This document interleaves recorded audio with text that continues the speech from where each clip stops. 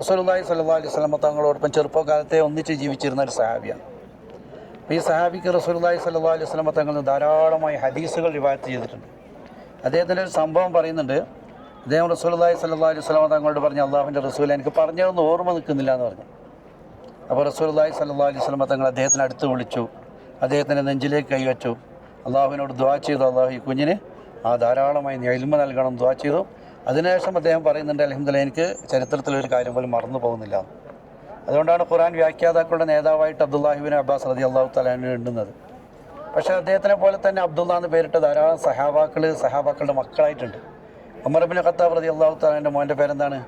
അബ്ദുല്ലാഹി ഇബ്നു ഉമർ റളിയല്ലാഹു തആല അൻഹു, അബ്ദുല്ലാഹി ഇബ്നു ജുബൈർ റളിയല്ലാഹു തആല അൻഹു, അബ്ദുല്ലാഹി ഇബ്നു സുബൈർ റളിയല്ലാഹു തആല അൻഹു, അബ്ദുല്ലാഹി ഇബ്നു മസ്ഊദ് റളിയല്ലാഹു തആല അൻഹു, അബ്ദുല്ലാഹി ഇബ്നു അംർ ഇബ്നു ആസ് റളിയല്ലാഹു തആല അൻഹു. ഇങ്ങനെ ചരിത്രത്തിൽ അറിയപ്പെടുന്ന ധാരാളം അബ്ദുള്ളമാരുണ്ട്. ആ അബ്ദുള്ളമാരിൽ ഏറ്റവും പ്രധാനപ്പെട്ട നേതൃസ്ഥാനത്തിരിക്കുന്ന ഒരു മഹൽ വ്യക്തിത്വമാണ് അബ്ദുല്ലാഹി ഇബ്നു അബ്ബാസ് റളിയല്ലാഹു തആല അൻഹു. ഇനി നമ്മൾ ആലോചിച്ച് നോക്കണം, അദ്ദേഹത്തിൻ്റെ ഖബർ എങ്ങനെയാണ് തായിഫിലേക്ക് എത്തിയത്, അല്ലേ? മക്കയിലും മദീനയിലും ജീവിച്ച മനുഷ്യനാണ്. അദ്ദേഹത്തിൻ്റെ ഖബർ തായിഫിലേക്ക് വരാനുള്ള കാരണം റസൂലുള്ളാഹി സ്വല്ലല്ലാഹു അലൈഹി വസല്ലം തങ്ങളുടെ വഫാത്തിന് ശേഷം അദ്ദേഹം മദീനത്ത് താമസിക്കാൻ വേണ്ടി ഭയപ്പെട്ടു എന്നുള്ളതാണ്. കാരണം റസൂലുള്ളാഹി ഇല്ലാത്തൊരു മദീനയിൽ ഞാൻ എങ്ങനെ താമസിക്കും, ഇതായിരുന്നു അദ്ദേഹത്തിൻ്റെ ചിന്ത. പിന്നെ മക്കയിൽ എന്തുകൊണ്ട് അദ്ദേഹം താമസിച്ചില്ല?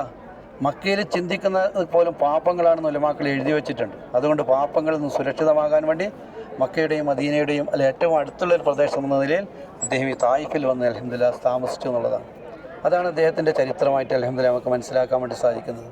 അപ്പോൾ അദ്ദേഹത്തിനെ അൽഹംദുലില്ലാഹ് ധാരാളമായി അൽഹംദുലില്ലാഹ് അദ്ദേഹം ഇവിടെ താമസിച്ചു. അൽഹംദുലില്ലാഹ് റസൂലുള്ളാഹി സ്വല്ലല്ലാഹു അലൈഹി വസല്ലം തങ്ങൾ അത്യധികം സ്നേഹിക്കുന്ന ഏറ്റവും നല്ലൊരു വ്യക്തിത്വമാണ് അൽഹംദുലില്ലാഹ് അബ്ദുല്ലാഹി ഇബ്നു അബ്ബാസ് റളിയല്ലാഹു തആല. അല്ലാഹു അദ്ദേഹത്തിനെ പിൻപറ്റാൻ അനുധാവനം ചെയ്യാൻ മഹാന്മാരോടൊപ്പം അൽഹംദുലില്ലാഹ് സ്വർഗ്ഗത്തിലേക്ക് അല്ലാഹു നമുക്ക് തൗഫീഖ് നൽകി അനുഗ്രഹിക്കുമാറാകട്ടെ.